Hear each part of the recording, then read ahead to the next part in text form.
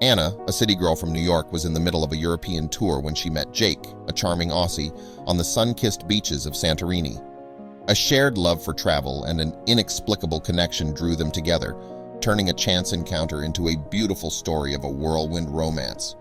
When they met, they couldn't have expected the turmoil their union would bring about. But before we start, smash the like button and make sure to subscribe if you haven't, and hit that notification bell so that you won't miss any new stories.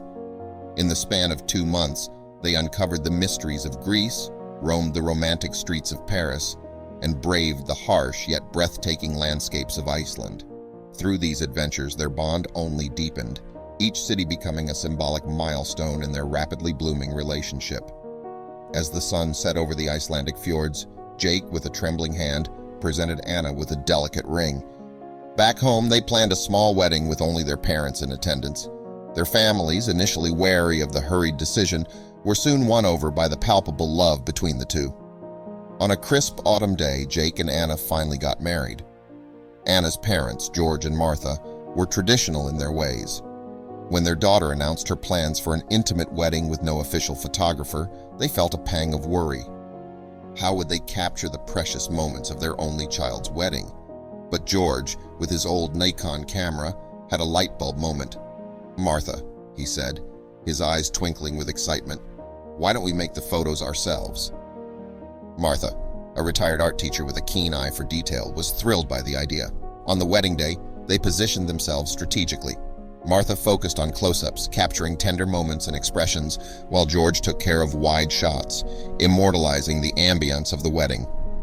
After the wedding, George and Martha took on the task of organizing the photos. One sunny afternoon, they invited family members to relive the magical day through their images. They had arranged the pictures carefully, each one a chapter in the story of Anna and Jake's special day. Everyone loved the photos of the location, but it wasn't until the couple came into the picture that things changed. As Jake and Anna weren't there at the time, the family was seeing Jake for the first time through their wedding photos. When George flipped to the next photo, Anna's Aunt Carol suddenly stood up. Her face pale, she pointed at a photograph, her hand shaking slightly. "Who's that?" she asked, her voice barely above a whisper.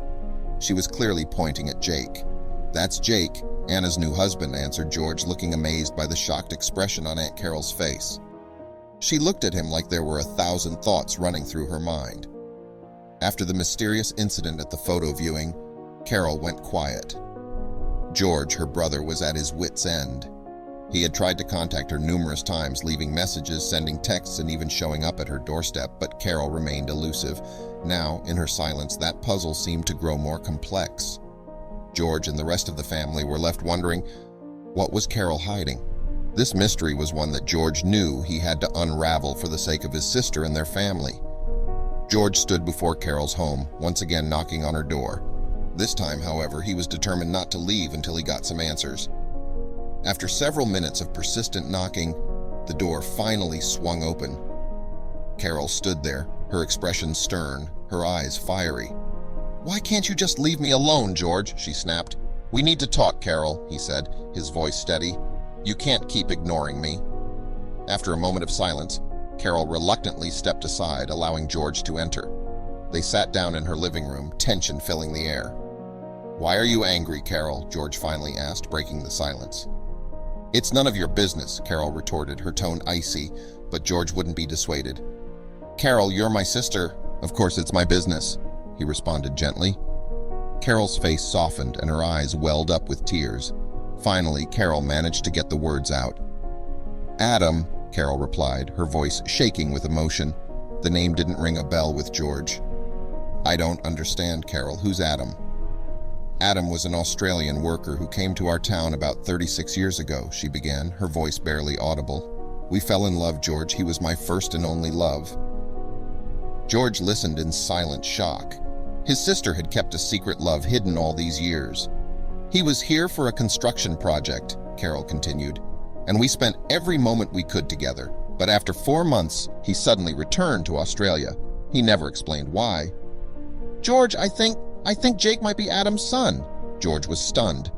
"What was Adam's last name, Carol?" he asked, already knowing the answer.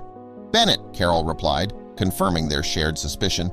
"Adam Bennett. That was indeed Jake's last name.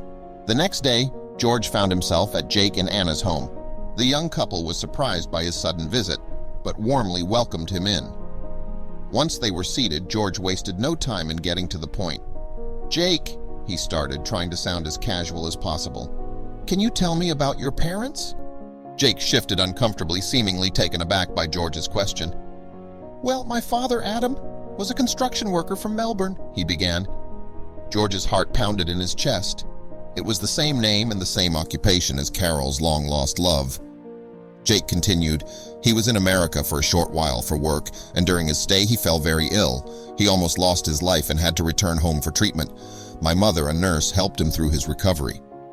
George listened with wide eyes, each word adding weight to his suspicion. "They fell in love and had a brief relationship," Jake carried on. "They had me, and a couple of years later they separated.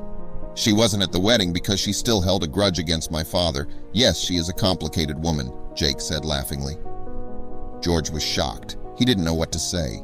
The story matched up too perfectly. Jake was indeed the son of Carol's lost love, Adam Bennett. Jake added one last thing, and that would change everything.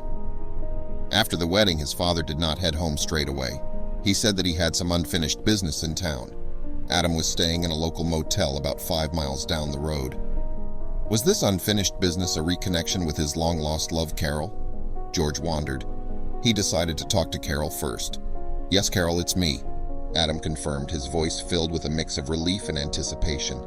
It was a surreal moment for both of them, a moment that had them at a loss for words. Adam, looking a little nervous, broke the silence. "May I come in?" he asked gently, his gaze holding a silent plea.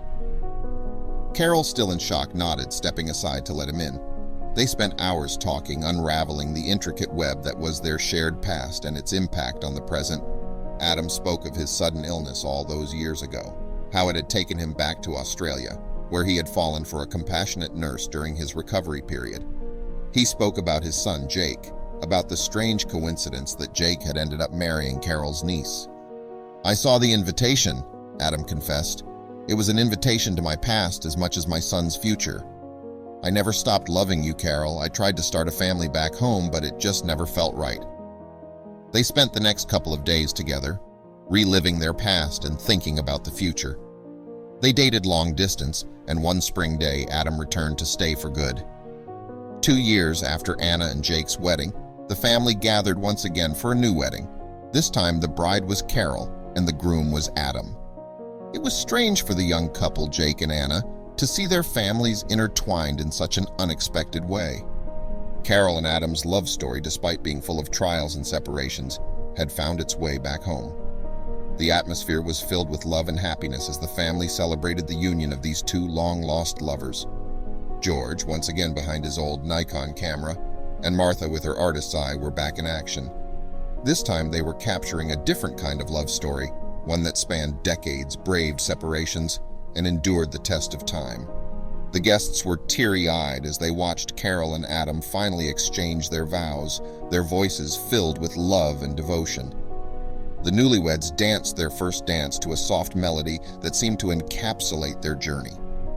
It was a scene straight out of a fairy tale, complete with a beautiful bride, a handsome groom, and a love story that had finally found its happily ever after. Their love story, as unusual as it was, became a beacon of hope for many. It proved that love knows no boundaries, not of time, not of distance. It was a testament to the power of true love.